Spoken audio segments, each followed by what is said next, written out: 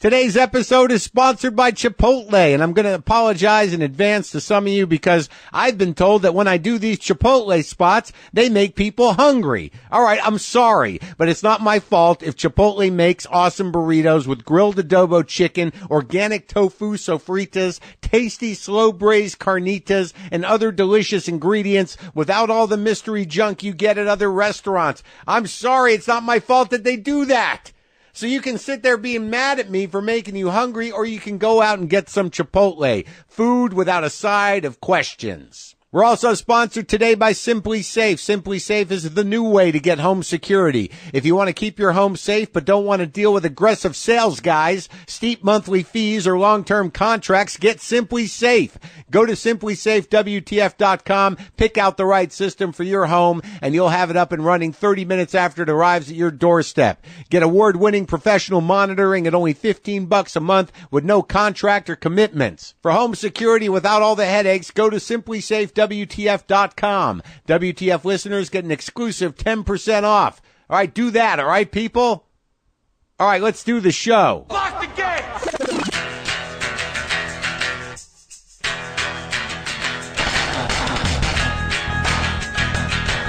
All right, let's do this. How are you, what the fuckers, what the fuck buddies, what the fucksters, what the fucknicks, what the fuckadelics? I am Marc Maron.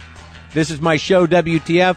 I'm broadcasting right now from a hotel room 12 floors up, overlooking, I think, what might be the first beautiful fall day in New York City. Man, I didn't know if I was going to make it to New York City. It's been a long few days. And I'll tell you, last week, watching the Weather Channel or CNN or anything, it's amazing. It's the amount of intensity and speculation that goes into bad weather when they've got something to sink their teeth into. I didn't think I was ever going to leave Raleigh, North Carolina, which is where I was at. I went to Raleigh, North Carolina to see my girlfriend Sarah Kane's big art show, a work on site at the Contemporary Art Museum in Raleigh. It was fucking astounding. And okay, granted, I'm biased, but I'm an art guy. I'll let it in. I'll roll it around my soul, see what moves inside, and then move on or linger, whatever you need to do in front of a piece of art. I do not condescend immediately. It usually takes a bit of deliberation before I dismiss something in a condescending way or dismiss something at all. Usually I'll blame myself first and say, I guess I don't get that. But that's become less and less as I get older. You would think that would become more and more. But to see that fucking thing inside, I mean, she was down there for 2 weeks, and this was a massive space. And she did the entire bit of business, the entire painting in all its glory, live in that space inside of like 9 days. And it was a lot of space. I mean, I've tweeted pictures of it, but if you're in it, if you're down there in Raleigh, or in that area within 100 miles, I would say go to the Contemporary Art Museum of Raleigh and see this piece of work, because I've never seen anything like it. And again, I'm emotionally involved with this woman, but when I got there and I sat there with it before people came in for the opening, I got a little teary-eyed, and I couldn't explain it. Obviously, I was proud of her, and obviously I was impressed by her, but the art moves you. God damn. It's got some power to it. So now I just have to deal with the fact that this woman that I'm seeing and who is in my life, is this fucking genius, which is fine with me. Primarily because there's no way I can do what she does, so I'm not threatened at all. I'm man enough to admit that. Sometimes, you get into those situations where it's like, yeah, you're great at that, but, if I could do it. No, I can't do it. I can't do it at all, and I respect it. So that was pretty exciting. Did I mention the guest today? I did not, I don't think. Very important guest, speaking of art, actually, in a way. Peaches, who I have to be honest with you, I knew very little about. But I'd received her book. I'd talked to Kim Gordon about her, and I started poking around, looking at her work. And I got this book that, had a lot of her performance, photographs of her performances. And again, very easy to sort of be like, performance art, that's ridiculous. This is like, bad comedy, or what kind of clown bullshit is this, or whatever you're going to do. Why be a slave to your cultural expectations that are probably ingrained in you, without even your permission? Why not push them out a bit and let it in? Why not open your heart to things that you don't quite understand if it is a safe environment to do so? Art shouldn't be safe at all, but taking it in should be relatively safe. You shouldn't have to see a piece of art in a free fall without a chute. If you feel that way because of the art, then that's some good art there. But, that shouldn't be the opening of the exhibition. Is you have to jump out of a plane and it's the last thing you see. Look over there. You see that thing in the sky that's blowing up and spinning around? Okay. Hope you enjoyed that. R.I.P. The point is, I was very taken with the audacity and the persistence and the strange courage of Peach's work that I saw, in print in terms of photographs of her performances. And then I listened to her music, and it was fun. It seemed to come from a place. She seemed to have a thing, but she's a very, quite a spectacle.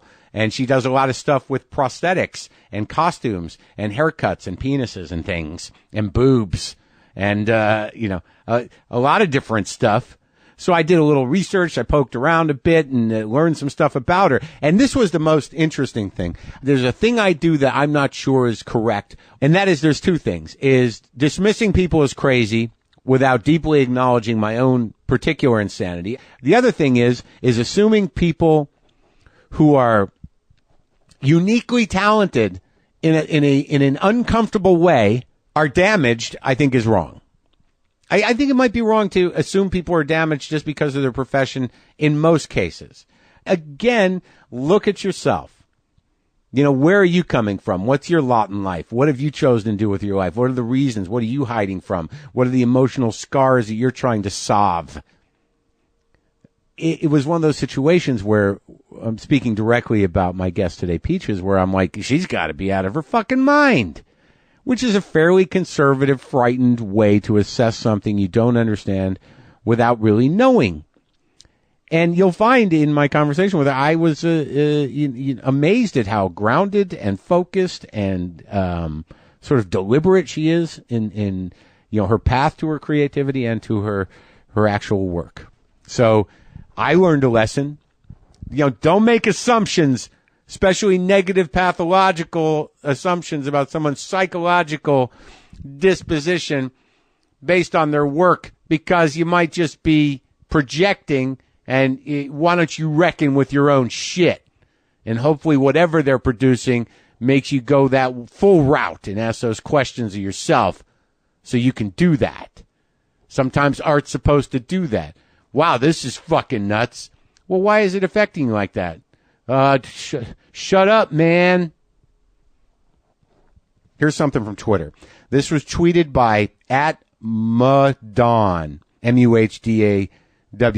Quote, "Oh man, someone sent me a package via stamps.com. I somehow feel I should thank Marc Maron for this." Well, you're welcome.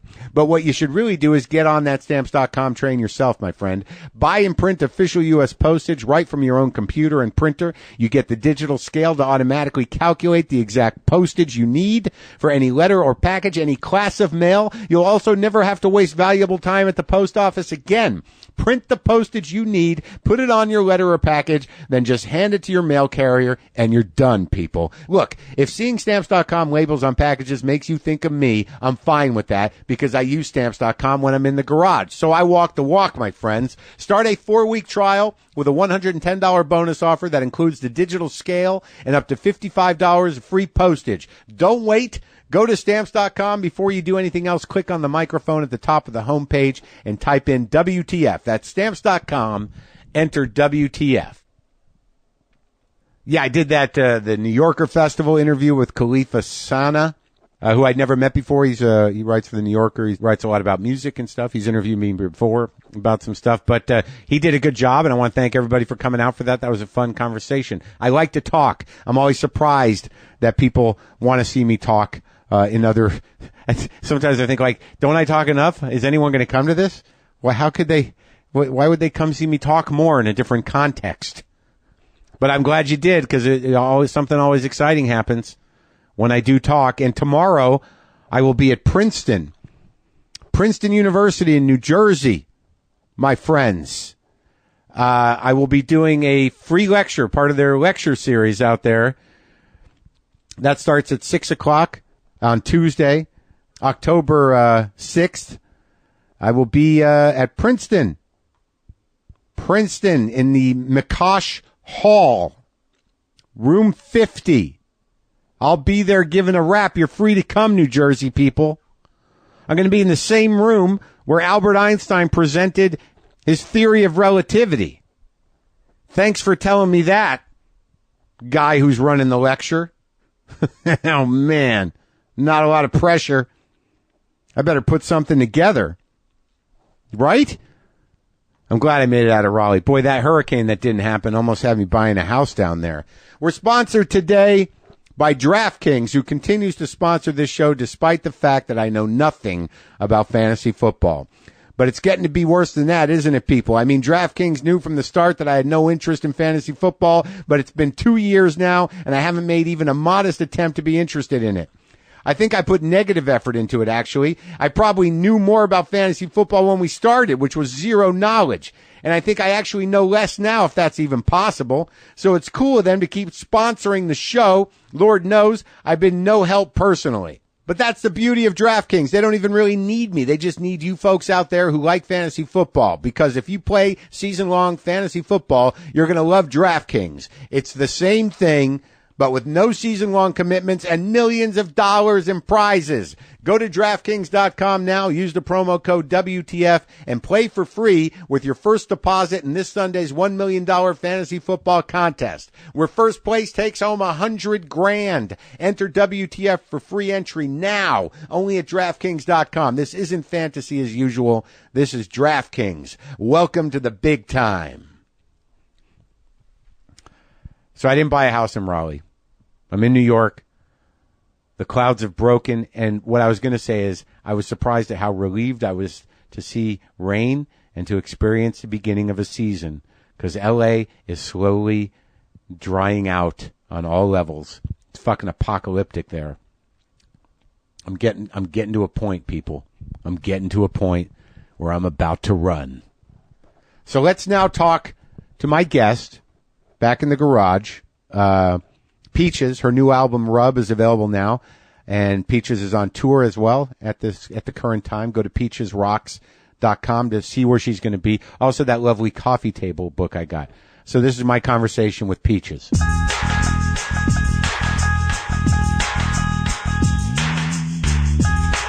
to work hands with your mullet hawk? My mullet hawk. I'm kind of like rocking 5 different hairdos. You got some, what is that, a fade? I got a mullet. Yep. And a mohawk and tips. Uh-huh. Are those what those called? Are they called like blonde tips? Frosting. Frosting. I think that's the old school name. And yeah. And it's all your real hair? Of course. Oh, stop it. Come on. Here's the deal with you and me. Uh-huh. Kim Gordon mentioned you. Yeah. And then you and I did some twittering at each other. Tweeting. We tweeted.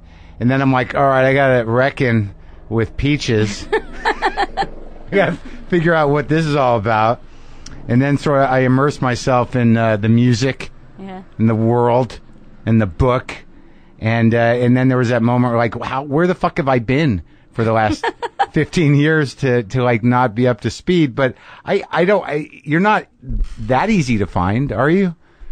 Well, Peaches is a lot of different things, right? Yeah, it's a world. Yeah, I mean, but also it's a fruit. It's a very popular Southern name. It's like R.I.P. Peaches Geldof. There's just so. Well, I mean, I was specific with my search. Yeah. I didn't. But that comes up too. Really? Yeah. Well, why Peaches? It's actually from a Nina Simone song. Oh, really? Yeah. I just watched a documentary on her. Yeah. Crazy. It's incredible. There was a lot of brutal things I didn't know. Really? Yeah, I didn't know that her music was banned like that heavily. When she became very politically active? Yeah. And that it was a threat? I had no idea that, I knew she was a powerful force. Right. But I didn't realize how much of a threat it was. Right. Yeah. During that time where, there's that weird kind of combination of mania and activism. Oh, yes. That she just took over the top. Yeah. I didn't know her stuff that well, and I certainly didn't know her story, and it was sort of heartbreaking and amazing. Yeah. Did you listen to her when you were a kid?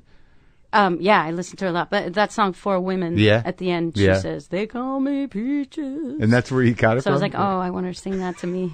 I'm going to be Peaches. She's not going to be like, they call me Meryl. So. Meryl's the real name? Yeah. Meryl what? Meryl Nisker.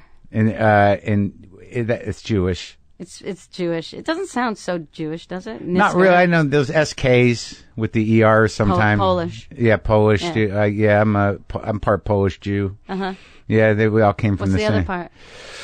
I think there's a lot of Polish Jew, and I think there might be some Lithuanian Jew in there, maybe some Austrian Jew. Because most of yeah, you too. I think my Austrian Polish it's kind of like melded because of got all sure around. All that Eastern European Jew stuff. Mm-hmm. But you come from Canada. Yeah.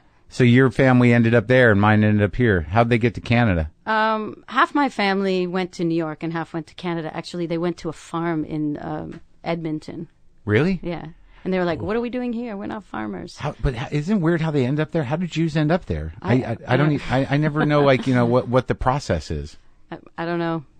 But you didn't they're grow wanderers. up. Yeah, they are. Yeah, they're on the run is what they're, yeah.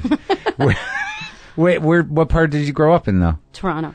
Toronto. Toronto. Yeah. Is that how you say it? Toronto. Yeah. That's a good city. Yeah. It's a big city. It's a real city. Mm-hmm. It is it likes to think it's a real city. Well, I mean, it is for Canadian city. For a Canadian city, it is. It's a real city for Canadians because all Canadians from everywhere else hate Toronto. Oh, you're from Toronto. Oh, the big city. That's the corporate city. Yeah. Oh, corporate city? Yeah, ooh, Toronto. But it's weird. I try to figure out what the difference is between a Canadian city and American cities. It just seems to be a lack of general fear and terror in the street. You'll just hear a lot of sorry. Yeah. Oh, sorry. Canadians will bump into you but they're out the other person will apologize. Yeah, right. Oh, sorry, you bumped into me. So. But what kind of families you grow up in, though? Can I ask these questions? Because I want to know how you evolved into this event. This ongoing event that is Peaches. Suburban Jewish Really? Do kid. you have brother and sisters? Yeah, I have a brother and a sister. So it's a big little Jewish family. Yeah. Conservative Jews? Conservative, it's just so funny that it's conservative because we were conservative for no reason. But it doesn't mean anything, really. Yeah, it means tradition. It means I'm still scared of my parents and they were conservative, so we're going to be doing that too. But were you bat mitzvahed? This is the sad part. What? Because my brother got bar mitzvahed in Israel. Oh, the whole thing. We all went. Oh, the big. Yeah, and we all got dressed up like Canadians, for bar mitzvah. Uh-huh. And then it was in because my uncle lives in the Negev. Really? Yeah. So we went to their synagogue, and everybody else is in shorts, and all the bar mitzvah boys are just another day, whatever. Right. And we're all uptight in our dresses outfits. and suits. Yeah. And then my brother had that. Yeah. My sister had a choice. Right. Either having a bat mitzvah. Are they older? Yeah, they're both older. Okay. So my sister's 3 years older. Yeah. She had a choice to either have a bat mitzvah or to go on a van tour across Israel with other 13-year-olds for a month. The teen tour. Yeah. Yeah. No. Just in a van. Not even not a bus, not... Just a van with 10 other kids. Right. And she took that? Yeah, how amazing. What a great experience. All right, so that's what they got. Yeah. And when it came to you? Basement party.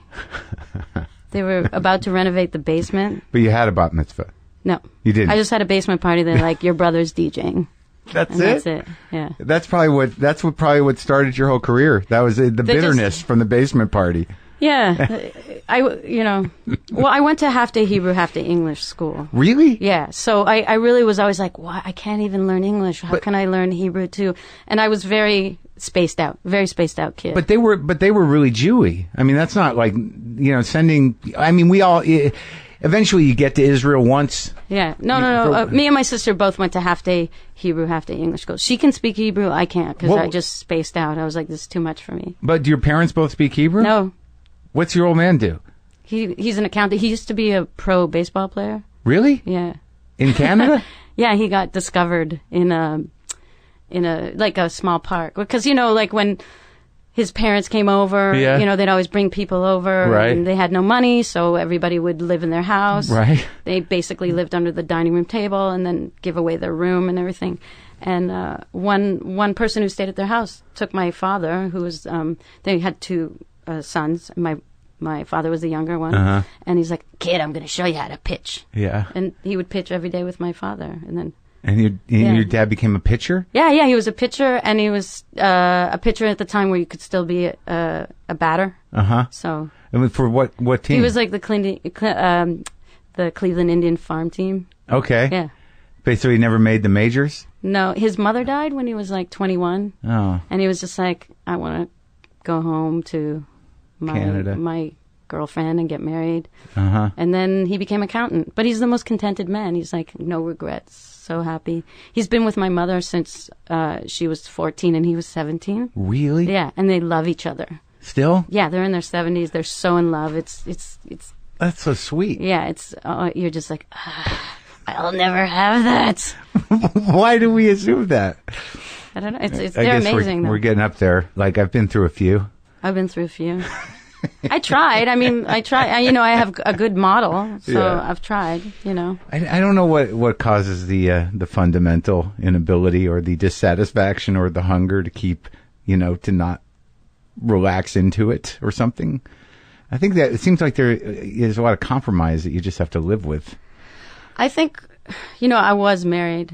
For how long?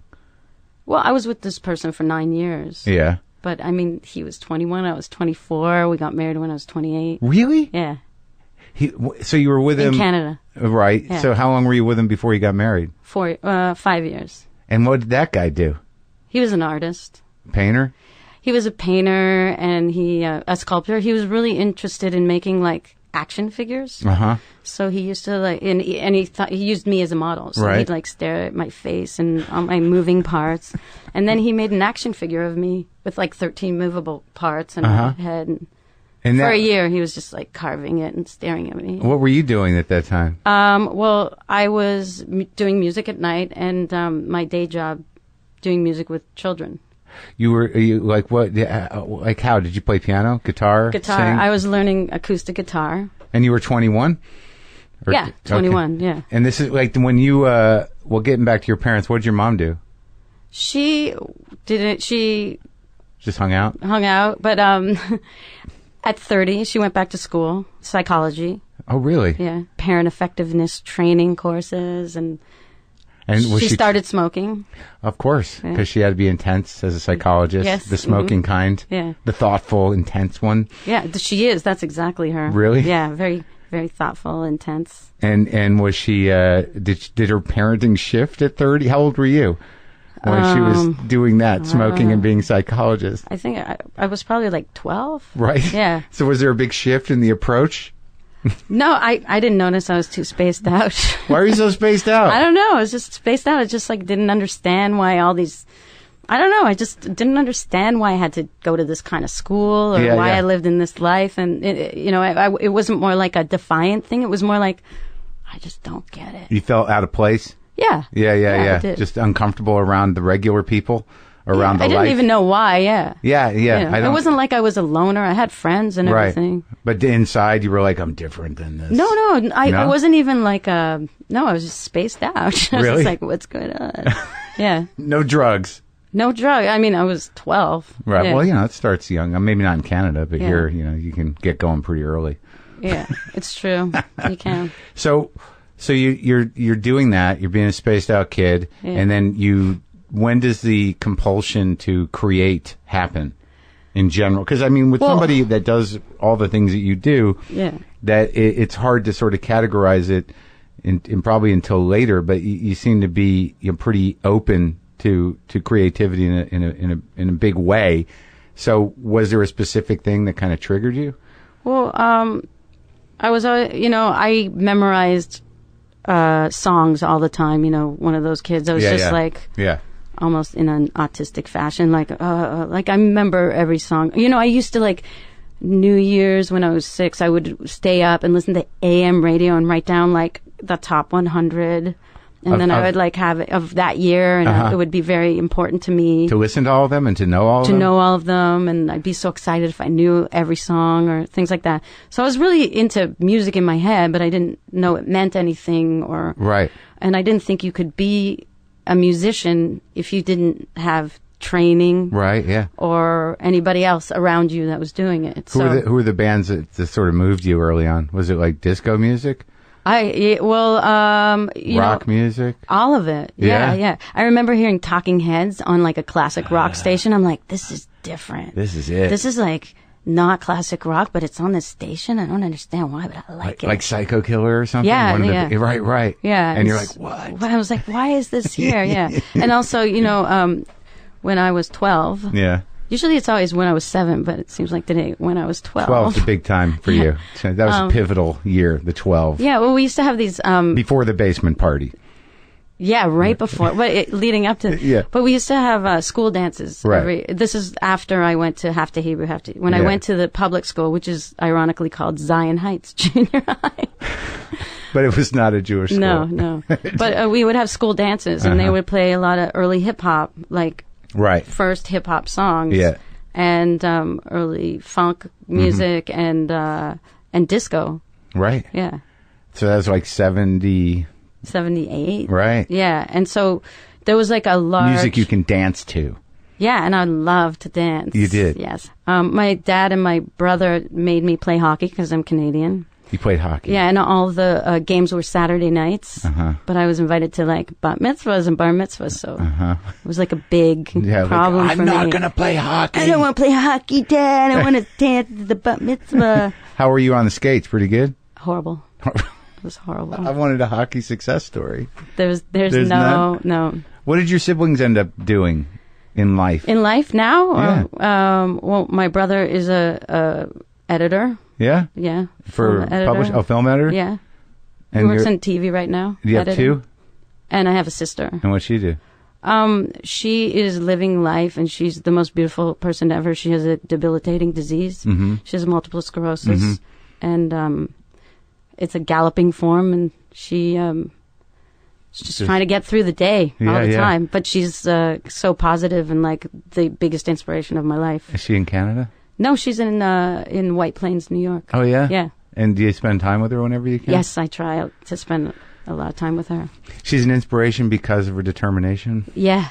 Yeah. Yeah, it's kind of amazing when you know somebody or have somebody in your life that has to struggle with something so real and horrible, and they can still manage. She has so much love for everybody. Because I have, like, Jewish guilt. Sure. And also with her, because I'm like, oh yeah, I'm just going to Japan to play some shows, and she's like, oh my God, you're so amazing, I can't believe, like so excited, but not in a phony way. She's just seriously excited, right?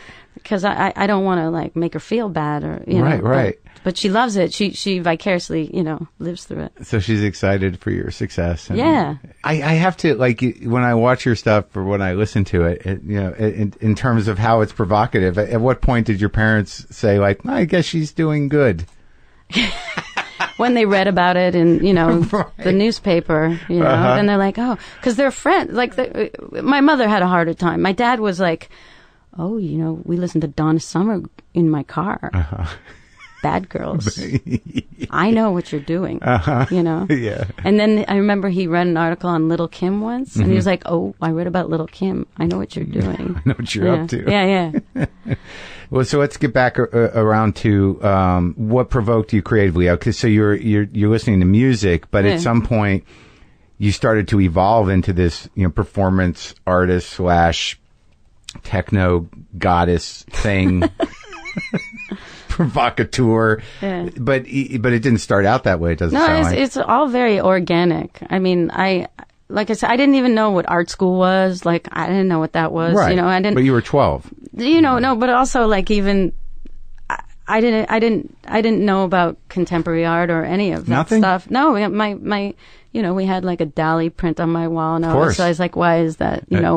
Watch melting or like Don Quixote, Picasso, but I didn't know I don't know anything about So something must have blown your mind at some point. Yeah, I mean, it was all blowing my mind. I didn't, realize it. But, and then there was like a big theater element. So because we'd go to visit family in New York, and then we'd go to Broadway shows and things like that. Yeah. And it's such a typical, there's two really typical Jewy stories. Okay. At my, cousin's bar mitzvah when I was 7. Yeah. I asked my mom if I could sing with the band. Yeah. And she said, "Can you sing?" And I'm like, "Yeah, I think I can sing." So I sang with the band.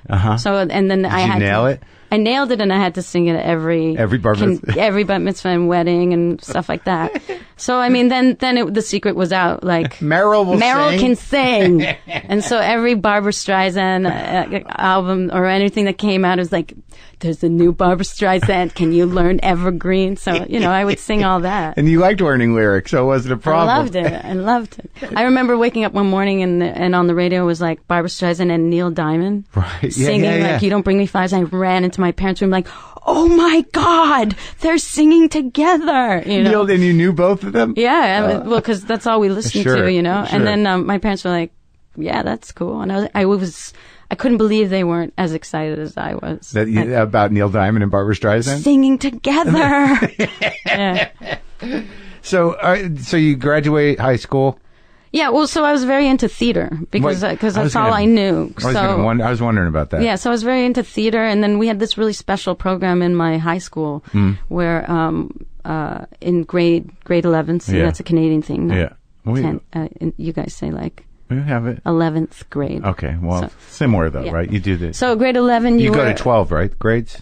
13. Okay. Yeah. Right. So in grade 11, they split everybody into actors, and grade 12 was producers, and grade 13 was directors. So it was a real program. Yeah. So I got really into it, and I couldn't wait to be the director, and then... You started as an actor? Yeah, I had to be an actor. And what plays, like when you went to New York, what do you remember being like, oh my God? Just like Fiddler on the Roof, or like West Side Story, like and the revival of Fiddler with Topol as the main guy back again? Probably. And I think I stood up in the aisle and was dancing, and my parents were like, "Sit down," or actually they let me. You're like a dorky Jewish girl. So dorky. Yeah, and then Fame, of course. Fame was my favorite movie. And then there's that girl Doris who's singing like her mom's making her sing. Right, yeah. She was my favorite. Irene Cara was, of course. Yeah. So you're in 11th grade and you're acting in I did acting, and then I was doing production, and I started to fight with teachers, why are we doing this? But and stuff like that. As a director? Yeah, or as a, just as a student? As a student, and just questioning things, and... Right. Then the rebellion started to happen, yeah, the rebellion, finally. Yeah, and then also I started to care about my subjects and actually, and writing, and literature, and things like that. Right. So I started to get into it, and then I went to theater school for university. For all of it? You finished? No, I didn't. I actually dropped acid and went, what am I doing? Really? You had that experience? I really had that experience. I dropped acid, and the next day I was like, I do not want to be in this program. And then I took all arts. I took a, mixed media courses. But you stayed in school? Yeah, I stayed in school. And you got a degree in arts? I got a degree, yeah. And you did what? All painting, drawing, sculpture? Oh, I took a 101, visual arts class, and I was horrible. I've never drawn in my life. Yeah. And the teacher would come by and be like, she had this English accent. Yeah. She'd be like, "You're stupid. Really? What are you doing?" And yelling at me, and I'd be like, "I don't know. It's 101 drawing. I'm trying." And then I had to do a sculpture, and I got scared, so I just asked my friend to do it for me. You had because your friend I was cheat like, a sculpture? Yeah, and she made me really manly with this big chin, and I got in trouble for that. For your friend's chin of you? She was just like, "That doesn't look like you," so they were really sort of strict, figurative, kind of like... The first half of the year, and the second half was all breakout, conceptual. And then I was like, I get it. This I can do. And we learned about Duchamp, and then I don't know, you had to make a monster out of found objects and... Oh, that's the good stuff. Yeah, and then I was like, made some blender monster and she loved it. She's like, now you're brilliant. What happened to you? Same teacher? Yeah, same teacher. So that's amazing. Yeah, that was fun. So the acid thing, what was that? How did that happen to a dorky Jewish girl? Who were you hanging out with that said, do this? Oh, no. It was just like, Monday nights we would go dancing at this place, RPM. And so one night we're like, let's do acid. And that was a tough few days? It was just fun. No, it was just fun. I think I did only like a half. I've only done acid twice. And it was just like sparkly. And but then I just went, I am dropping out of that program. Yeah. That's it. That was the inspiration, the life changer. Yeah. When did you start playing the guitar? Probably at the end of high school. I always like dated guys who played guitar instead of playing guitar myself at first. And then I realized I'm like, it's me who wants to play guitar, not dating a guy playing guitar, so. Did you date rock guys or folk guys or? The first one was a folk guy who played like, no, he played, it was horrible. Actually I was better friends with his brother and then I went out with him. It was like not good. Yeah. But he played like Piano Man on the guitar. That's wrong. Right. How can you play Piano Man on guitar? Yeah. But you like the song? Not really. I was just like, he plays guitar. I was like 15 or something. And then the next guy? He was more like into African rhythms. The next guy was? Yeah. He was really talented. Yeah, what was that called? Juju pop? Yeah, juju music. Stuff like that. Yeah. And then the next guy? Then the next guy was a girl who played acoustic guitar. And then I was like, yeah, we should jam together. And then she's like, I only play my own songs. Oh, okay. Yeah. And I was like, oh, you only play your own songs. And then we ended up having a band together, which was my first band. What was that called? Mermaid Cafe. And that's where it started? Yeah. With, it was like after a Joni Mitchell song. So you were doing folk? Yeah. We got one gig at this kind of legendary small folk club where like the Bare Naked Ladies started and like there's other people. And we brought a lot of people, so he gave us a weekly gig, and then we just kept writing songs. And then that's when I was playing folk music. And then another friend joined who had taught me to play guitar. Yeah. Joseph Greenbaum joined.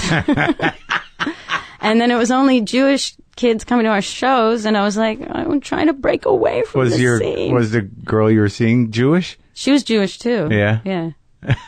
That's so but she's not Jewish. Her family, they weren't very... Right, but it didn't matter. It was just But it's just like, it's Toronto. There's like, Yeah. Yeah. Oh my God. Yeah. I would not have assumed. Jewy Louie. Well, you make assumptions about people. Yeah. I did a little research. I knew you were Jewish, but I didn't know how entrenched. Yeah. But I broke away. Yeah. But did you break away hostily? No. I was just, but it was, the folk band was quite popular with the Jewish community. Yeah. Actually, there's a like older people would come out? No, it was all like 14-year-old girls like crying to our music. Did you say a documentary? There's a documentary that two of those girls are doing right now about the relationship between queer culture and Jewish summer camps. Really? And because that's where we met, me and this girl. Did you go to Jewish summer camp? I did. I also taught drama at another camp where like the kids would go home and the counselors would stay over. Sure. And what is the connection between queer culture and Jewish summer camp? Nothing. That's what they're trying. And also, they're trying to prove. I didn't know that. No, they're not trying to prove it. And they're also Jewish culture and Jewish summer camps. Right. That's also like, what is the connection there? Yeah. And then camps. I went to camps. I went to a Jewish day camp. Yeah. Yeah, Kaitana. Kaitana? I think so. Not Kaikana. Kaitana. I have a friend named Kaiki. It's very difficult. A Jewish friend? No, he's Brazilian. And I'm always like, Kaiki? I don't want to call you that. I feel weird calling you that. But isn't that weird, though? There is this weird connection that I think Jews feel, and I haven't talked about it in a while, but there's a familiarity there. That, when you walk into a room full of Jews, you're like, I get it. Yeah. And even I imagine that's the same in Canada. Yeah.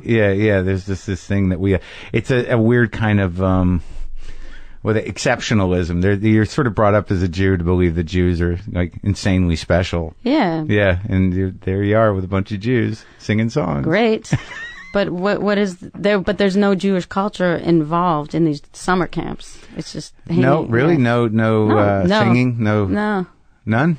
There was none in the ones I went to. I think maybe it was just a plan to keep us, marrying each other. This is what they were talking about. Oh, really? Two yeah. Queer girls. Yeah, they're just like, and then what were we supposed to do being queer? Right.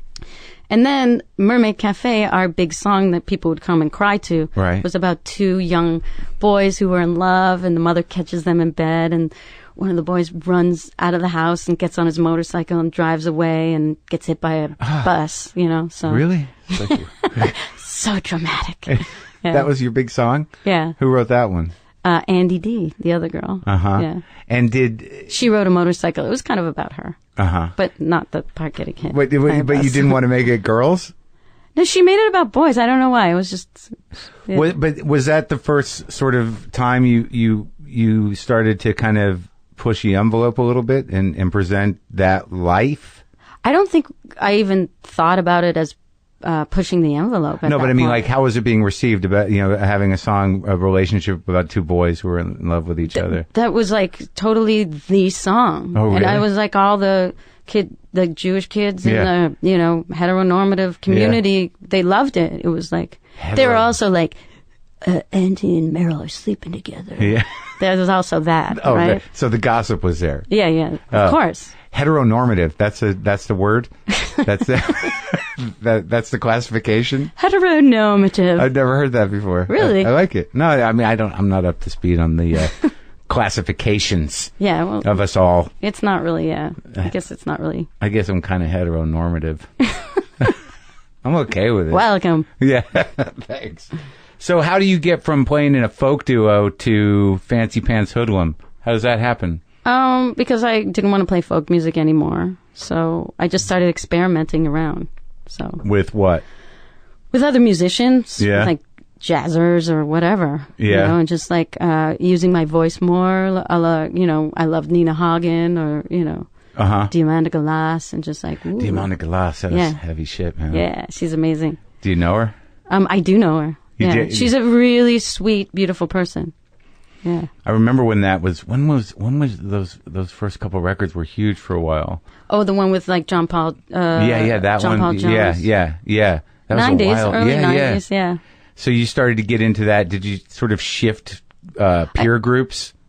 Yeah. I mean, I was even before like Mermaid Cafe. I was already living downtown Toronto with different friends who I met at university and stuff like that. So dancers and musicians, right? And, yeah, who weren't Jewish. And now, how are your parents like handling all this? No, they're fine with that. It was all good because I was still in Toronto. But wasn't there the fear like she's going to be an artist? Oh no, they didn't care about that. No, they had a problem with with me dating a woman. They did. Yeah, I mean that's how I stopped living at home. What they'd say? What was their approach? Like it was just like, are you gay? Yeah. And I was like, kind of laughing, like, oh my God, my parents are asking me if I'm gay. I don't even know. It's like, I like people. Yeah. And did they kick you out? It was funny. Yeah, it was funny because I think my dad was like trying to be angry. In my mind, I was like, he's not really angry, but my mother was. Yeah. Yeah. She's come a long way. Yeah. I mean, she was very open and liberal, but still, when it's your own child, it's quite different. So that's sort of interesting, isn't it? Yeah, it's very interesting. I know it's a bad word, but I mean, but it's appropriate. Yeah, but I mean, how did she reconcile that? I mean, and she was the one that reacted. Is it out of fear, or do they think that your life is going to be so difficult? That's what it is. Also, I think she's just worried that it's the 1950s still, and that life is going to be so difficult if you have an interracial marriage, or people are going to judge you. You're never going to be able to go outside. Yeah, things like that. So it's weird about parents, especially open-minded ones, when people get into the arts or have sexual preferences that they don't agree with. Their anger is really this weird concern. Yeah. Like, how are you going to exist? Yeah, it's like I couldn't deal with that if that was me, also. Right. So. Yeah. And how did she eventually come around the smoking psychologist? The smoking psychologist, she'll never like that girl. Oh, that one. Yeah, she'll never like her. That one girl. Yeah, she'll never like that girl. Because she sees that girl as the one that did it? Yeah, I don't know. So whatever. It's fine. Yeah. It's to this day. Yeah. She's not going to yeah, like that. even like if I play shows in Toronto and if Andy comes in, my mother's still a bit like, hello. And, hello. It's fun. It's fun for me. I'm always like, Andy's here. Oh, that's interesting. Yeah. So when did it, because, I mean, like when I was listening to the music and filling my head with Peach's material, which I do, and I don't always know. You're like rubbing your head while you're saying this and closing your eyes. I'm like, was it all right for you? No, it's great. It was great. But like I started to realize that, you know, probably seeing you live and experiencing, you know, what you do on stage and how it sort of is put together there. I mean, the music's great, but it seems like a lot of the stuff is a visual experience. I mean, even the videos, you know, the album covers, but then, you know, the few live things that I was able to see, it seems like it's half, if not more, of the experience of what you do is the visual element. Yeah, it could be for some people. For other people, they don't even know my name, but they know songs like Fuck the Pain Away or Boys Want to Be Here. Sure. You know, without knowing me. Right. Like, I've met people, you know, like kids, and they're like, so what do you do? I'm like, oh, you know, I'm an artist, I'm Peaches. And they're like, oh, yeah. Yeah. What do you sing? And I'm like, electro music. And they're like, oh, yeah. I'm like, you know that song, Fuck the Pain Away? They're, Fuck the Pain Away, that's my jam. Yeah. And I'm like, that's me. And they're like, what? You know, that I love that moment. Because to me, that's even the music transcending any image, any message, any, you know. Right. So that's exciting for me. Or when it's used on certain shows like South Park or 30 Rock. And I'm just like, whoa. Yeah. It's like beyond anything that I have to, you know, right. So feed. Right. Yeah. It exists without you and will exist without you forever. Yeah. And it's just out there and people have a relationship with it. Yeah. That was a hit. Fuck the Pain Away. It was, but not, of course, it was never radio or anything. Hard to be played. Yeah, but everybody knew it. This was like just before, you know, internet was. Right. Yeah. So it was like 2000. Just missed the cut, just barely. No, yeah, but which was great because, I was getting, you know, attention from a lot of huge artists, like loving this song and everything. And also, yeah, just it was going around. And people are always like, oh, yeah, that was my, you know, I've conceived that album. I've given birth to that album. That's my high school I came song. Out to the song. That's my high school song. That's, you know, so many stories. Yeah. What's a powerful message? Yeah. Well, it's actually a breakup song. Well, yeah. Obviously. You know? Obviously. Yeah. How are you going to get rid of heartbreak? You got to fuck your way through it. Yeah, so. Yeah. Does that work? Not always. It doesn't always work. Fun. It was fun. It was fun at the time. You feel like the tricky thing about fucking the pain away is that, you know, then all of a sudden at the end of your, you know, your self-therapy of fucking pain away, you're like, oh my God. I think I'm tired. Yeah, I fucked my heart numb. Yeah. I'm tired now. Yeah. But you hope maybe something will come out, you know, like you're just trying to be yourself again, right? Sure. And then maybe something, you know, something will stick. You know that theory of like, I'm not going to think about it. And then who was the breakup with? What's her name? No. It was with my ex-husband. The 8-year guy. Yeah. Yeah. Yeah. So you went from the folky relationship with what's her name? I want to know her name. Andy D. Andy D. Just to irritate your mom. So Andy D. Would you consider her the first love of your life? No. Robert Morton was the first love of my life. So you met when it was a high school relationship. Yeah. And then the husband's name? Jordan Sonnenberg. Wow, you really kept in the tribe. Yeah. Jordan, he was not into being Jewish at all, except for his name. Yeah. Yeah. Yeah.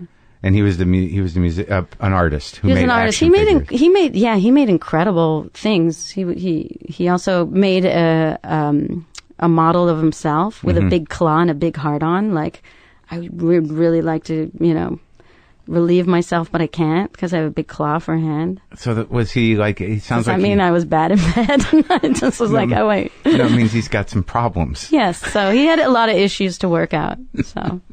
But was that an inspiration to you? It sounds like your reverence for the dude in terms of how he conceived of things visually was pretty high. Yeah, he also was like a wealth of knowledge for like, you know, visual arts. And he went to art school. He'd be reading about something and be like, what's that? He'd be like, I'm reading a book about the Situationists. I'm like, who are they? And then he'd roll his eyes. So right, like, that relationship. Okay. Well, because you know that movie with Bernadette Peters, Slaves of New York? Yeah, yeah. and the boy, you remember their relationship? And not really. And he's like, what is it I hate about you most? We used to say that to each other. Oh, that was the tagline? Yeah, and that's kind of like... kind of picked it up? It's kind of right. Yeah? Yeah, how we were just like, there was like a negative kind of thing. It sounds like true love. Yeah, it was true love, so we broke up. But you got married first. We got married, we were like, yeah, it was my idea. Was it ironic, or was it... I was like, let's get married, maybe we could move to the States, maybe it'll be easier, we'll get green cards, you know. We did love each other, but it was more like, let's get married, okay. You weren't thinking about having a family? No. No, just getting married. He has married. a family now. He does? Yeah. He leveled off? Is he still an artist? He's still an artist. Well, that's good. Yeah. He hung in there. Yeah. But when did you start to put together this very versatile stage persona where you kind of found your groove? I know it happens organically, but at some point you knew you were going to challenge assumptions. Well, I guess after, Fancy Pants Hoodlum was fun for me, but I didn't really have an audience. Right. I was asked by a friend's band, Spin the Susan, like a Lazy Susan. That was the name of their band. And they were very much like a Beyond the Valley of the Dolls kind of band. In the way they were presented themselves on stage? And the music. Okay. And there were 2 girls in that band, and I was like, girls making music, awesome. So we played together, and then one of the girls I wanted to start a band with, and I was like, I want a girl band, let's have a girl band together. And she said, well, my next door neighbor, he's a guy, and he has like instruments in his basement. Let's just go over there and jam. And there's this other guy I have a crush on. Let's just get together. I'm like, girl band, no. But she's like, just come. So I met these 2 guys. I didn't even meet them. Yeah. We just we all smoked a joint, and then we started jamming, and then we started writing songs about each other without knowing each other, like with sexual innuendos. And it was crazy. And then we just kept switching instruments, which I'd never done in my life. All of a sudden, they're like, play the drums. I'm playing drums, and then I'm playing keyboards, which in my mind was like, rock and roll does not have keyboards. Right. I was like, that is like number one. You were a purist. Yeah, I was. No synthesizers. And now I'm like, synthesizer. Yeah, it's like, that was the moment I got on the synthesizer and, On a Roland? No, it wasn't the groove box. But it was like a Moog. Moog. Like the real, like... Yeah. And I was like... yeah. And so after that, we all hung out. It was like Maki, who's a really good, awesome musician. Maybe you know him. And Chili Gonzalez. After that practice, we got together. We all gave each other names. That's where I gave myself Peaches. And we called ourselves The Shit. Yeah. And we're like, we're the shit. And because we were all dissatisfied with our music, and actually we became pretty popular, and just in terms of, you could tell audience liked it and we were enjoying it. It was kind of like art rock and really sexual. So that's kind of where the seeds of it all came. With sexual the shit. in just the musical content, not the performance necessarily. No, we weren't like rubbing against each other. We were mostly screaming. In my mind, we were like Pussy Galore, the band Pussy Galore. That was my favorite. But it was rock. In your mind. But it was rock. Oh yeah. But it was arty, with keyboards and stuff. Were you into Sonic Youth? Were you into art rock bands? Yeah, I mean that's what happened. Mermaid Cafe was like 1989, 1990, and then I heard like Pavement and you know Sonic Youth and Bongwater. I was really into Bongwater. She was great. I can see that influence, Magnuson. I can see that a lot in the way you construct songs. Like, they're kind of funny, and they got good terms of praise. She was really funny. Yeah, and Kramer was sort of a mastermind for a while. Yeah. But Sonic Youth, too, they were a big influence? I loved Kim Gordon, and I loved Pussy Galore. And what about Suicide? The band Suicide. Yeah. Well, it's funny because... no, not the idea. I always say, and I'm very influenced by Suicide. And then I'm like, God, some people don't know what you're saying. You have to say the band. You know? I just got turned on to them. I miss fucking everything. Okay, well, wait. I miss them too. Because, so after the shit, everybody moved away, and that's when I got the Rolling Groove box, and I was like, I'm going to make a band anyway, and it's going to just be myself. Me. Yeah. And that's where I thought it was being rock and roll, and then all of a sudden it was kind of an electro. And that became... Teachers of Peaches. The big one. Yeah. That was my first album, yeah. So it is sort of an organic evolution. You're with all these art rock people, and you're doing this weird shit, and then you're like, fuck it, I need more freedom. I need more point of view. And you got that rolling, what is it, MC 505? Yeah. And you're like, I can do it all. Yeah, and I was like recording on an ADAT machine. So what are you going to say about Suicide? Well, then I was playing a gig. Yeah. And by yourself? Yeah, by myself. It was actually a folk night, but I was playing the keyboard, and it was. So you just start with a beat, and then people be like, "What's happening?" Yeah, and they'd be like, "What is this? I don't. It's one person, so it's is this folk? I don't." Yeah. But and then my friend, he had this band, Do Make Say Think. I don't know if you know. He's like, "You need this," and he put Suicide, the band's album, the first album, under my arm. He's like, "You sound like this." Yeah. And then somebody else in another gig did that with ESG. Do you know that band, ESG? There's like these girls from Brooklyn in the 80s. No, the Bronx, sorry. Yeah. Their mom didn't want them to be part of gangs, so she got them all instruments. And they became this great band. Oh, really? You probably know some of their music, but they're, I'm lacking. Is it, what kind of music is it? It's, I don't know. It's its own thing. Really? It's just like, the only boy in the band, I think his name was Tito. Yeah. He's like playing kind of a bit of conga, and there's drums and bass and very like simplified, but really good. And just a singer. I don't know. When I heard Suicide, I was like, what the fuck? I know, that's really good. And then like I went and looked up a video of Vega singing, and I'm like, what is that? Yeah, I got to sing with them. You did? Yeah, Frankie Teardrops. You did? Yeah, they're like, please just come on over and sing with them. I was like jumping on them, and it was so fun. I was just like, this is a dream. Yeah. And when did that happen? Later? No, much later, like after. All right, so you put together Teaches of Peaches by yourself, basically. Yeah. I just, in my room, I was like, Fuck the Pain Away. Yeah. The recording of it was from a cassette off a soundboard the first time I ever played it. Right. In a club for like 20 people. And the sound girl, I think her name was Marlon, she's like, I made a cassette of your set. If you give me $5, you can have it. Right. And I was like, borrowed $5. And I took it and then put that song on a demo, as a demo. Yeah. And then, recorded a few other, and people heard that song, and I thought I would get feedback, and I was like, this song's awesome, like, it's great. And I was like, oh, don't, if it ain't broke, don't fix. Sure. So I never recorded that song, and that's the recording? Yeah. That sound girl made? Well, yeah, she just recorded it. I was doing it live. And she did it through the board? No, she just taped it off the board, but I was doing all the sound in the machine on stage. Right. Like, yeah. Mixing it and making up the words. And that's the version that's on the record? And then, that's the one that became That's my lifeline. That's amazing. So I love that. So that the big hit, the one that everyone knows you for in a way, is just something that happened live and in the moment? Yeah. That's got to be a point of pride. Yeah. That's fucking cool. Awesome. Because I didn't even realize it because I put it on the demo hoping for like, oh, I think that guy makes electronic music. I'm going to ask him what he thinks. Yeah, yeah. So how'd the record deal come about?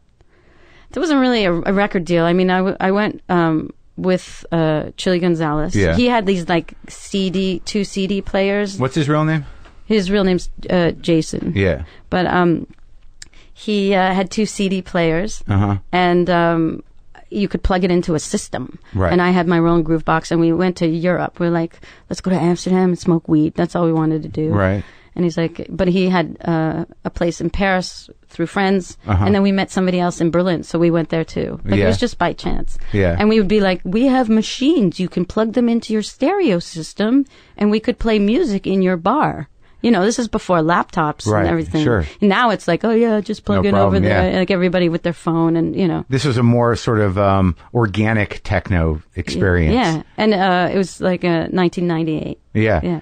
And then we got to Berlin and we met some girl named Magda, and she was like, we were telling her, oh, what we do, and she's like, you should go to this place, Gallery Berlin Tokyo, which was just some weird underground art space. Yeah. And we went there, and there was a guy from a very small label there, and he's like, oh, I'm interested in what you guys are doing. We didn't even sing. We were just playing like experimental music. Just the two of you? Yeah. Yeah.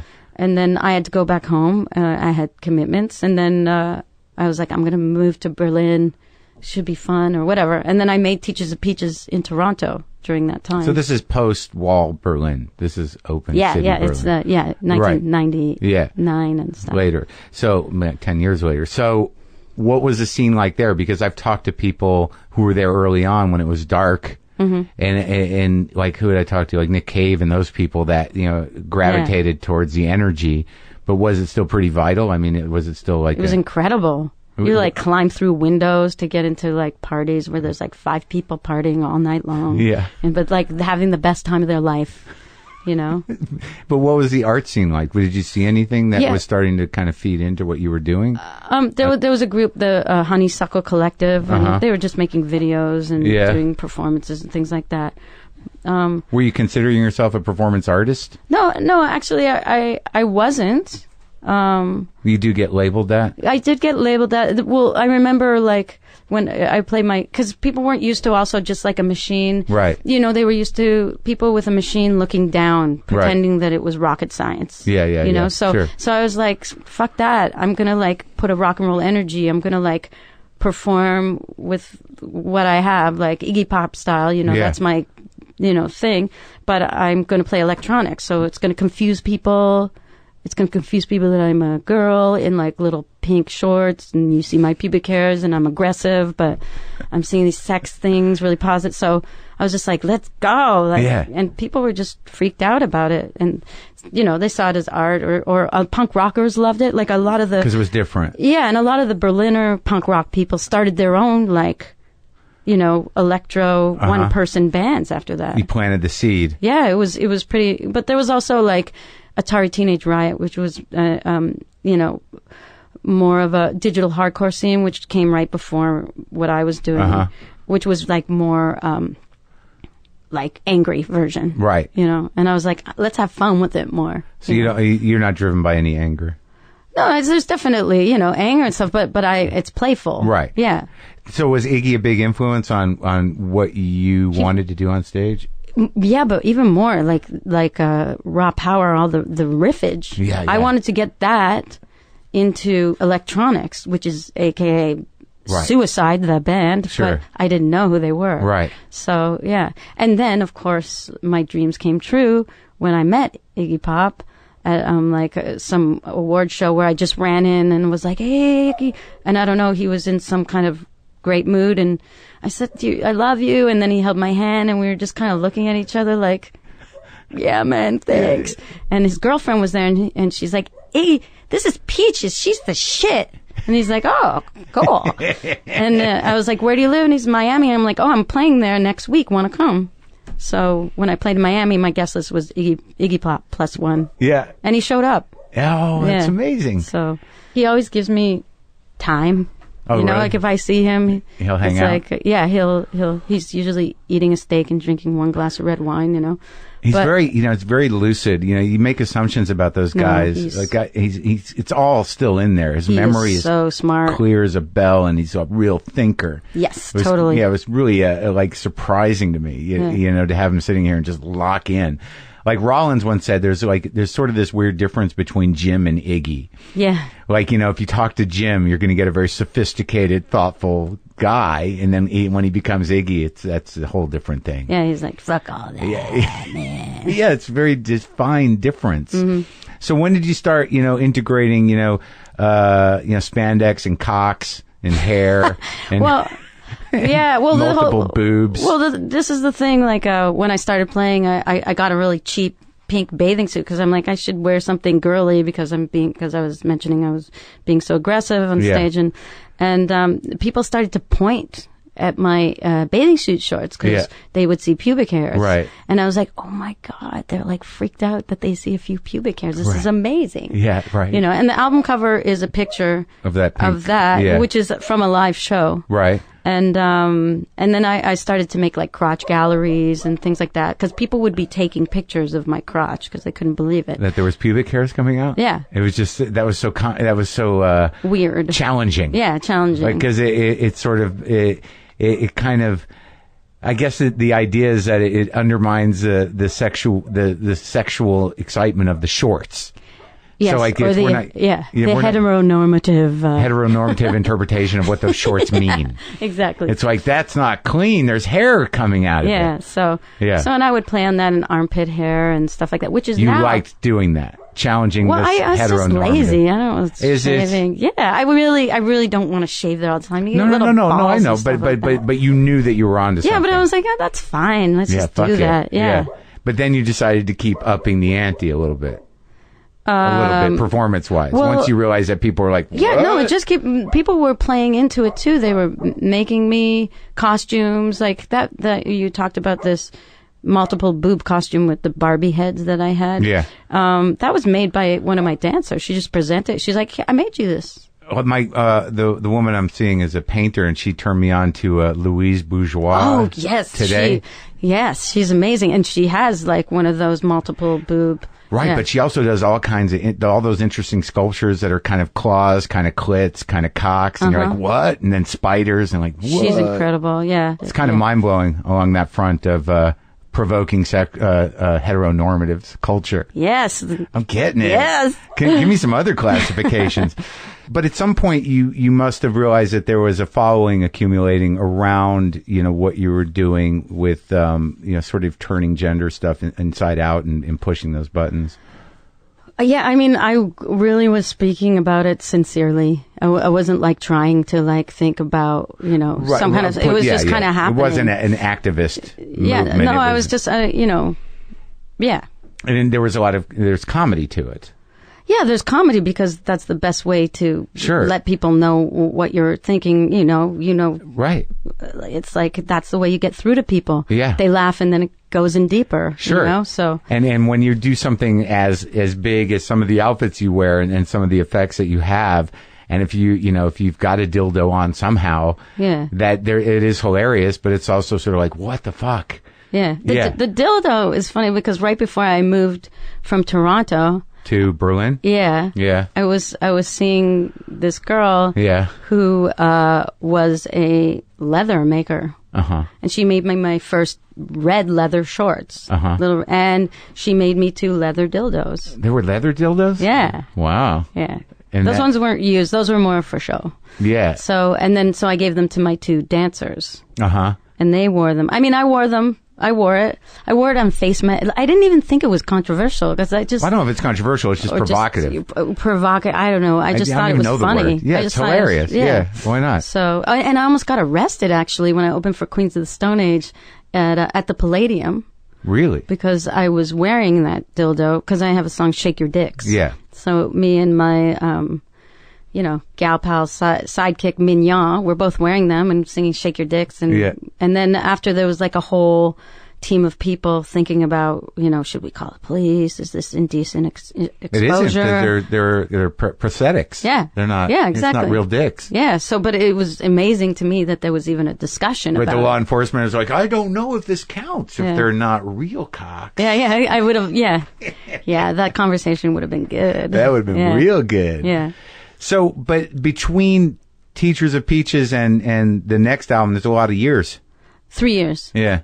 Yeah. Fatherfucker, the next one. Yeah. And what were you doing? Well, I always made an album and then toured for 2 years. 2 years? Yeah. And when you toured, did you do roughly the same stage shows, same costumes? Like, did you get, was there a show that you hit every time? Because you had dancers and everything, right? Yeah, not Teachers of Peaches was just me. Yeah. And I'd go through through machine and then sometimes just playback. And it was a lot about interplay between the audience, and by the end of the show I'd be always like, I don't know, I remember one show like being on someone's shoulders eating a hot dog in the middle of the audience, people just dancing around, stuff like that, But you never got into drugs? No, not for work. Yeah. No, I did cocaine once before a show, and there's footage. Oh, really? I'm just like, if I'm already, I'm just jumping and sweating. It's not good. It's not cute. Yeah. But, I'm not, I'm a marijuana person. Sure. Yeah.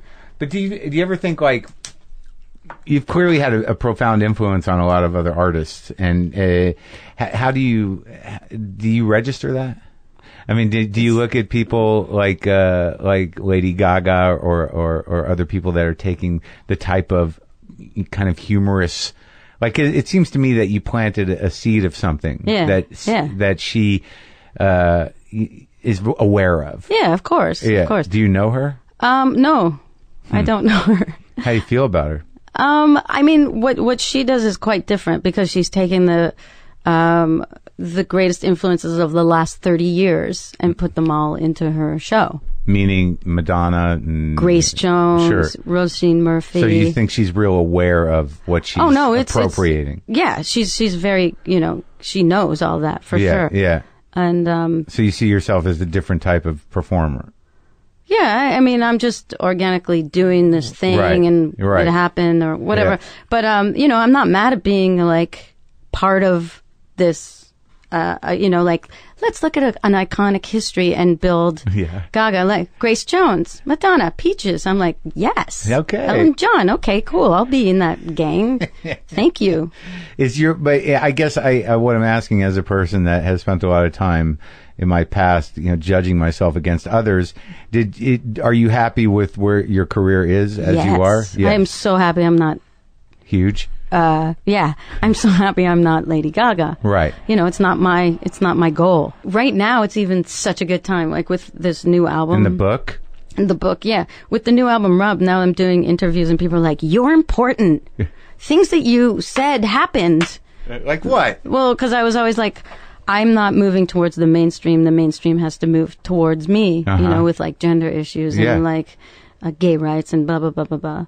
Now, how do you feel about, obviously the pressure on someone like Gaga to sort of maintain whatever the hell she's doing at the level she's doing at, and then to take the sort of weird courage to change things up and do interesting things becomes a pressure. But do you find you've been put in the position as an example or a role model or a spokesperson for gender issues? Sometimes, yeah. But that's cool. Yeah, I'll say whatever I need to say about it. And if I can't, I'm not an authority. I'm. Yeah. Do people come up to you and go, "I could change my life. I was locked up in a small town and I didn't think I could get out." I constantly hear that. It's incredible. It's incredible. And what kind of people are usually are influenced? Like people that didn't think they had a way to express who they were? Right. Or coming out, or musicians, or feeling like they had to be. Just feeling. My whole thing is like I want people to feel comfortable in their own skin, whichever way that is. Right. And that's the most important thing you can do for yourself. But it's interesting because your journey doesn't seem to involve trauma, and involve like any real sort of restriction that you sort of kind of came to it with a certain freedom of mind that wasn't sort of like, I'm gonna, fuck all this. And, it's funny because I think about that because people are always like, and then, had this horrible relationship. Yeah, it's true. Yeah, it's nice. Yeah, no, it's like, it's nice. People are like, oh, she's actually nice. Like there's afraid you make to an meet album me, called Fatherfucker and people are like, my dad loved that title. He thought it was brilliant. He did? Yeah.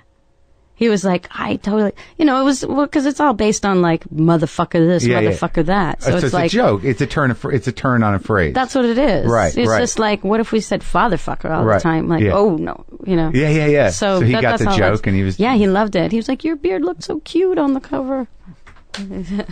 So they've really embraced your success and my dad cries at shows, like I'm sitting there like whipping my pants around my head and like doing somersaults and he's like that's my baby. Yeah he loves it.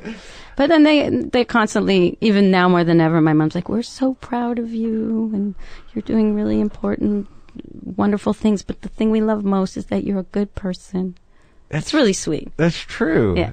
It's because it's weird culturally, me being a representative heteronormative, that you. I think you're overusing the word now. No, I'm gonna put it on a sign. Milk it.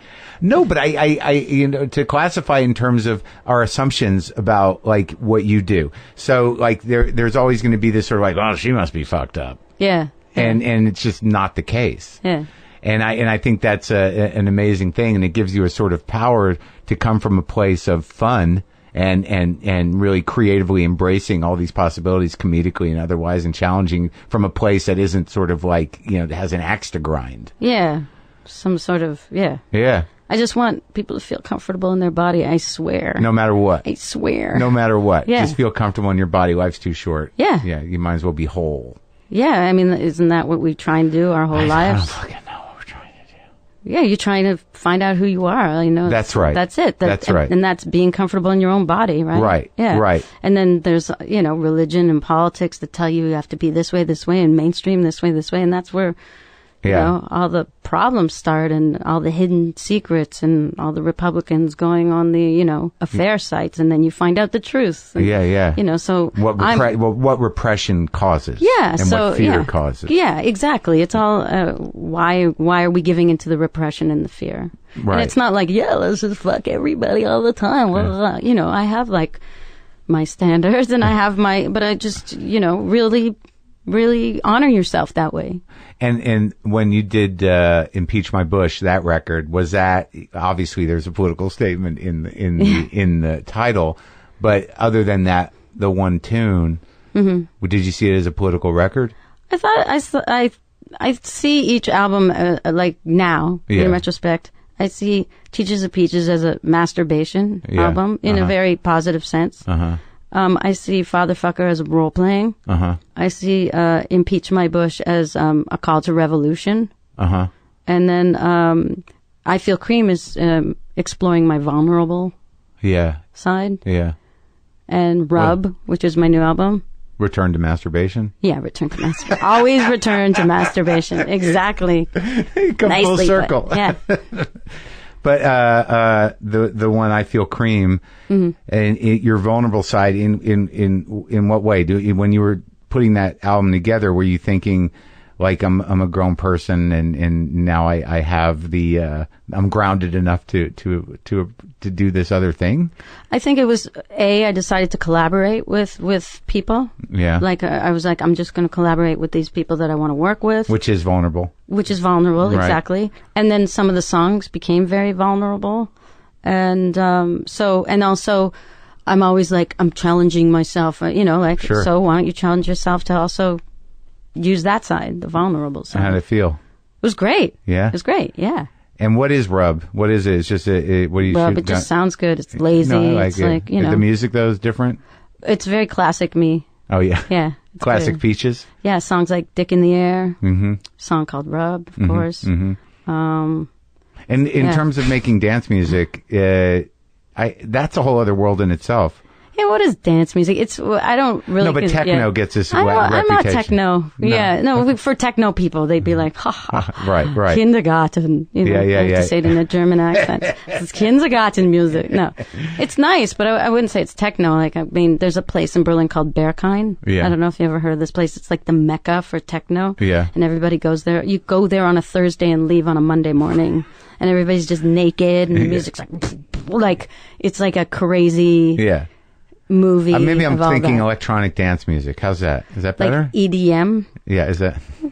That's what it's called. Yeah. No, that's like, that's... But you do make I do electro. Music. I call it electro. I don't even know what to call it. No, but it is sort of like music that can transcend, boundaries because of the beat. Like I noticed that's a good way to put it. That there's certain music that has a sort of international feel because it's catchy, right. and it is danceable, and it can go on for anywhere from 4 to an hour, minutes. Yeah. And it doesn't matter what culture is listening to it, they're going to have the same reaction. They're going to be like, "Yeah, I'm dancing." Yeah, right? Yeah. But and then I'm putting these lyrics in, so they're dancing. Then they're going, "Yeah, I'm singing along." What am I singing along to? Whoa. I just said that. Yeah, exactly. So, okay, the other question I have: what was this Jesus Christ Superstar business? Are you a fan of that musical? Yeah, I am actually. Yeah, I saw it when I was younger. I saw the movie, and like there's certain parts of it I can't ever get out of my head, and I love them. Well, I like King Herod's song. Oh yeah, and I just thought it was great. So you are the Christ, yo, and so gay. Yeah. So good. And I liked what's the Mary Magdalene song? Yvonne Elliman, who is like. Her and Irene Cara, they are my favorite. Right. I think Yvonne, I don't know how to love him. Is that it? Yeah. Yvonne Elliman's voice, and she was also a Saturday Night Fever. She wasn't in it, but she sang like, "If I can't have you, I don't want." Oh yeah. But her voice is just so creamy and beautiful. I love it. Yeah. So you did the musical. Yeah, well, because, people our age know it more as a rock album, I think, Sure. And so I wanted to honor it as that, like, more than, like, let's put a big production, and everything. So I wanted to sing all the parts, which I think a lot of people, our generation, probably sat in their room and sang along to it. Oh, yeah, definitely. So that's what I wanted to do. You had that double album. Yeah, so that's what I wanted to do in front of people, because I was like, I think I can sing all this. And you did it. Yeah. Where? Well, I had 2 runs in Berlin, and then I did it in LA, I did it in San Francisco, in Toronto, in Chicago. So you toured with it. You well received. Yeah. And Chili Gonzalez played everything on piano. So he's sort of a wizard, huh? Yeah, he's a wizard. And actually, I didn't even know, and he didn't know we both loved this musical. I was just telling him what I was going to do, and he's like, "Oh, I'll play piano. Let's do it." I still do it, but he's not my piano player. But I got asked to do it at a national state theater in Munich as a season this year. Yeah. Like that you part have of 5. The run. Yeah, part of the run. So I would have done it twice every month. But I would screw up my album cycle, so I'm not going to do it. I can't do it. But I'm going to go do it once on October. Munich. Yeah, in Munich on October 10th. How is it different? How is it staged? What do you have up there? It's just me. Just with no props. I have a whip. Yeah. For the second half when I have to give him 39 lashes. Give myself, him, whatever. Yeah. And that's... There's a piano. There's me. I have a very simple costume on the first half, and then the second half I have more of a augmented, like, big gold costume. And that's it. What are the pictures I saw of you being crucified?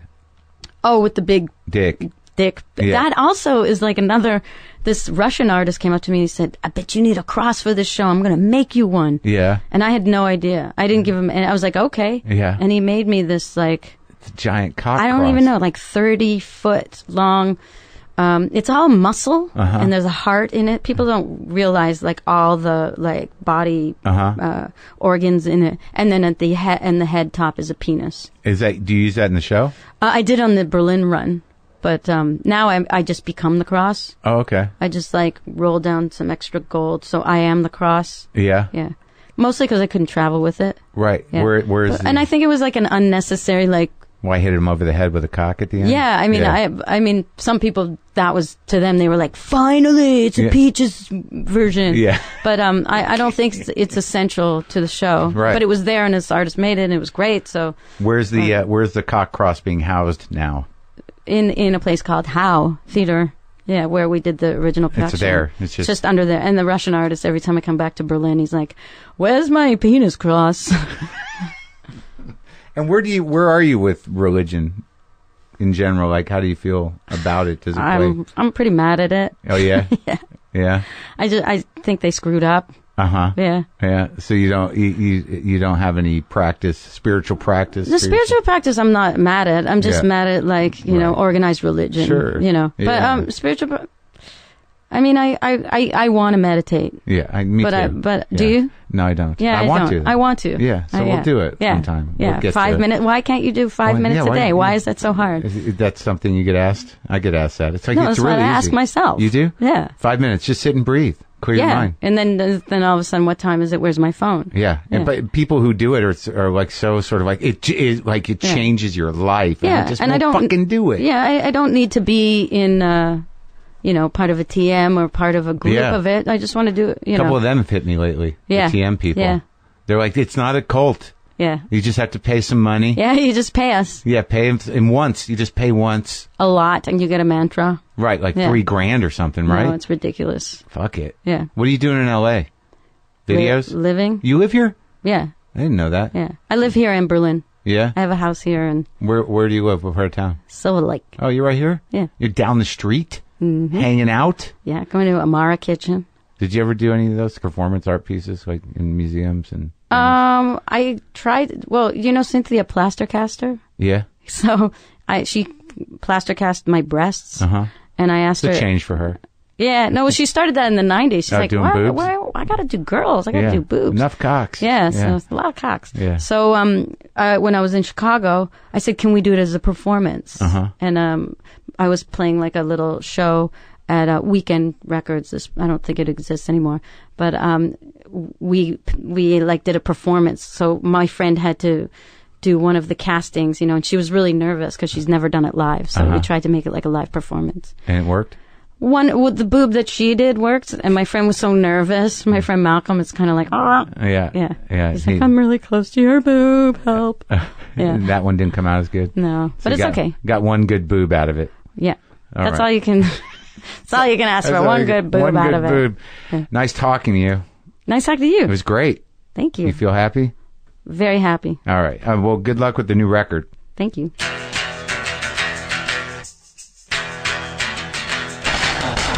Wasn't that great? Go check out her work. It's mind-blowing and mind-fucking. All the good things art's supposed to do. She'll mind-blow you and also mind-fuck you. That's what me. Okay? I'll keep it personal. I don't mind. I want to remind you that one of our sponsors is Chipotle. I could tell you how other restaurants do things like put silicon dioxide in their beans and how Chipotle relies on stuff you actually eat, like chili, garlic, cumin, oregano, grilled adobo chicken, slow-braised carnitas, and organic tofu sofritas. But instead, I'll just tell you this. Chipotle tastes good. Put it in a burrito. Put it in a bowl. Put it in your belly. Chipotle. Food without a side of questions. All right, so you can go to WTFpod.com for all your WTF pod needs. As usual, get on the mailing list, check the episode guide, check my calendar. I'm coming to Australia. What else? Oh, those of you who noticed that we didn't get a Boomer Lives In, I spent so long trying to play Happy Birthday on my guitar that it actually eluded me. So, thank you for noticing. Boomer Lives!